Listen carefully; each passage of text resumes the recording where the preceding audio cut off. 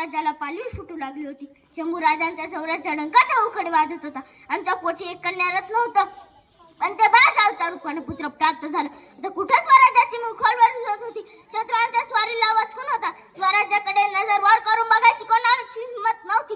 पण दैवाने पुन्हा एकदा घात केला. आमचे महाराज औरंगजेब नावाच्या दानवाच्या कब्जात सापडले आणि आमच्या पायाखालची जमीनच सरकली. हे शक्य आहे, घडलेच कसे काय? आणि आमच्या पायाखालची जमीनच सरकली, हे घडलेच कसे काय? हे शक्य आहे, घडलेच कसे?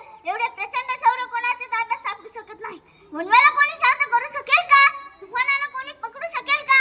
अरे छावा, तो छावा, शिवाजी महाराजांचा छावा. हे घडलंच हो.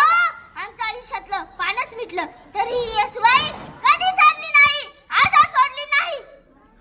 तरी येसुबाई कधी चालली नाही. त्या तुफानाला शांत करण्याची ताकद फक्त येसुबाईंनाच होती. इतिहास साक्षीला आहे. येसुबाई कोणापुढे झुकल्या नाही, लालच दाखवला नाही. शंभूराजांच्या अटकेनंतर आमचे दीर राजाराम यांना गादीवर बसवले आणि औरंगजेबाला आम्हाला काल कोठडीत टाकले.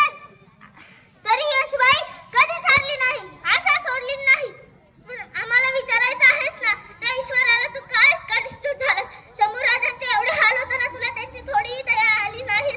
देवाचं बाळ होतं ना ते, मग तू त्याला का वाचवलं नाहीस? काळजाचं पाणी पाणी होतं आमच्या, काळजाचं पाणी पाणी होतं आमच्या.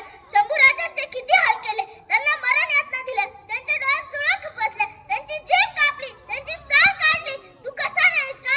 सांग देवा, सांग. तू आहेस ना?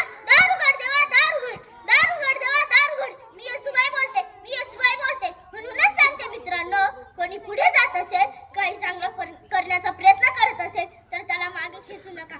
खेकण्याची प्रवृत्ती